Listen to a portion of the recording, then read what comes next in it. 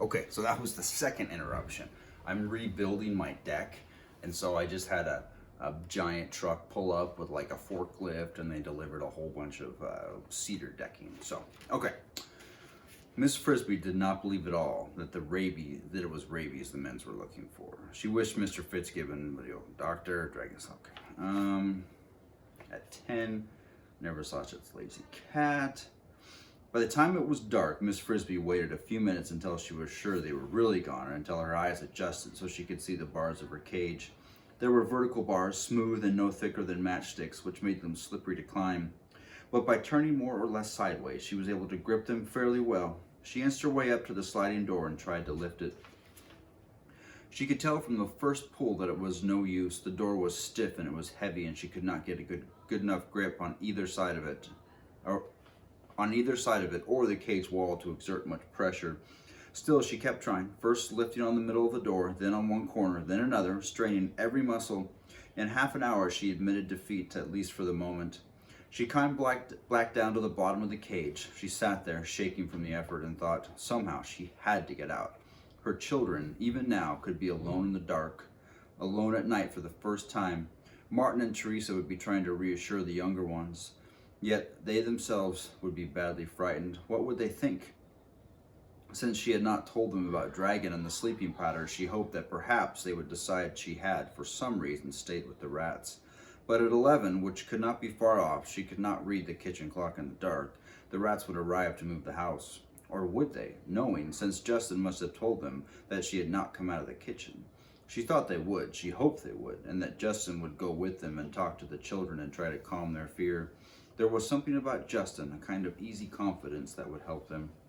She no longer had any doubt, of course, that the rats could move her house. It was a generous thing to do, especially at a time when they were hurrying. So in their plan, their own move, and they had no idea how little time they really had of the new danger that crowded upon them. If she could only get out, she would run and warn them, and it might still not be too late.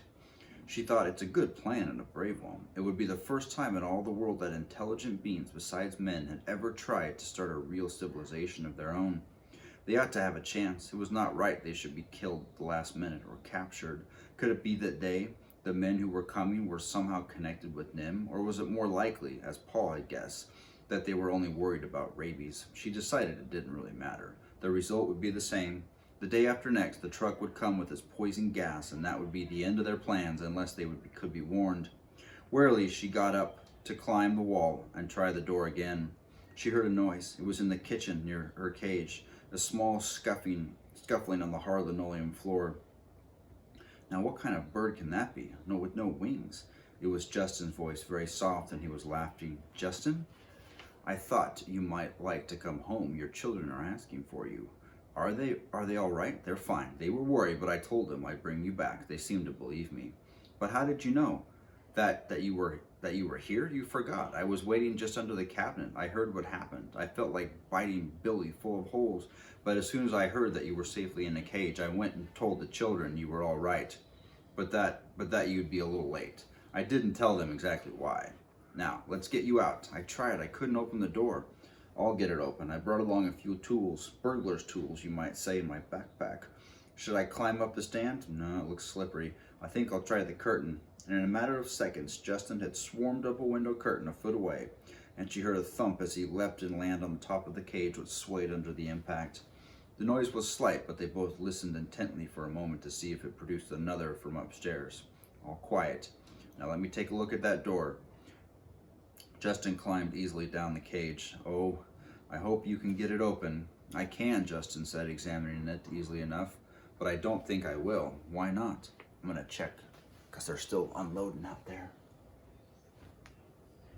Okay. Okay. But I don't think I will. Why not? Because you couldn't, Justin said, and they'll know that. So they won't be curious. Let's make it open itself. As I expected, it doesn't have a real hinge. He had pulled a small metal bar out of his backpack and was working as he talked. Just little wire rings, dime store quality, cheap, flimsy things. They're always coming apart. And as he said that, one of them came apart and the door sagged and hung crazily by one corner. See? There. You couldn't help it if they put you in a defective cage. Come on out. Miss Frisbee climbed through and stood with Justin on top of the cage. Now, he said, we shimmy down the stand like a fireman's pole. You go out the way you came in, under the cabinet and through the hole. I'll go out the way I came in, through the attic. I'll meet you outside. Justin, Miss Frisbee said, there's something I've got to tell you, something I learned. Wait till we're out, said Justin. You've got to hurry. You see, we're having a little trouble moving your cinder block. He was running silently into the front of the house, from which the stairway led up 2 flights to the attic. Miss Frisbee crawled under the cabinet, searched in the total darkness for the small hole, and finally felt one foot slip down. She dropped through. The square opening of the foundation was easier to find. It glowed palely ahead of her, lit with moonlight. Justin was waiting for her as she came out of the corner of the screen. The night was warm and a half moon shone on the farmland. Now, he said, what was it you wanted to tell me? He spoke seriously. He had an urgency. He had heard the urgency in her voice.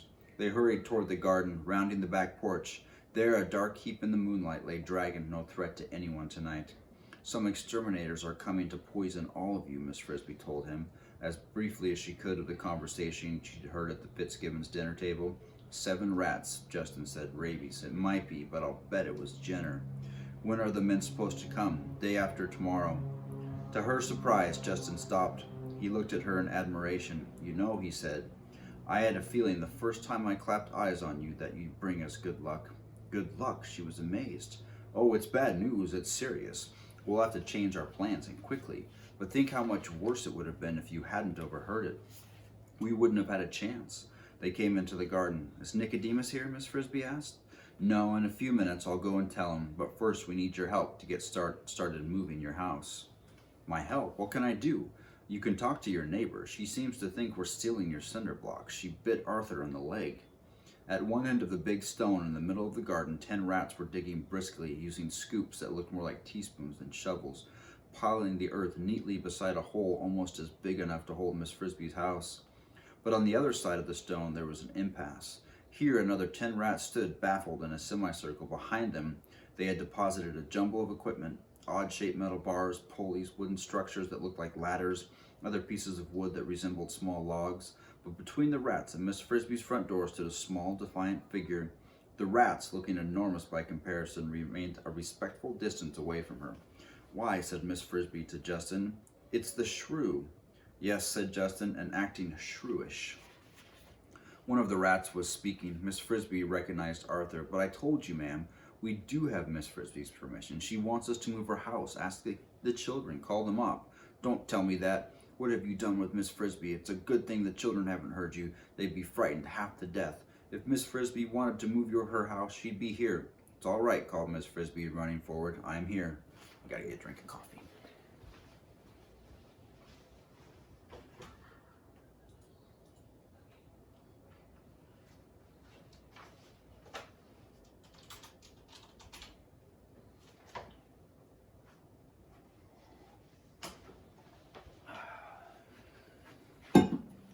Okay, where were we?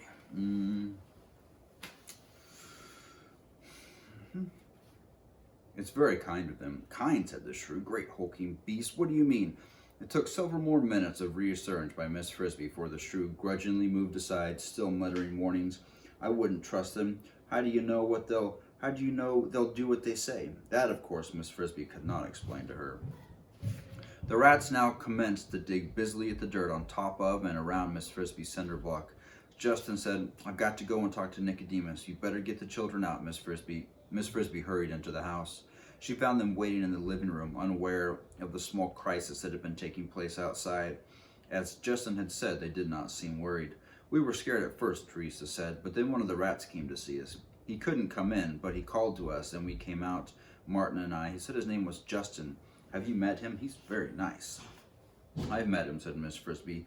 Now we better go outside. They're getting ready to move the house. I'm ready, said Timothy. I'm all wrapped up like a scarecrow. Martin and Teresa had taken pieces of warm cloth from the bed and tied them around him. Miss Frisbee could not see him in the dark, but when she touched him, she found that they even tied a piece like a bonnet around his head and ears. Good, she said, and we're lucky. It's a warm night and dry. They went up the small tunnel to the garden and watched in the moonlight from a hillock a few feet away.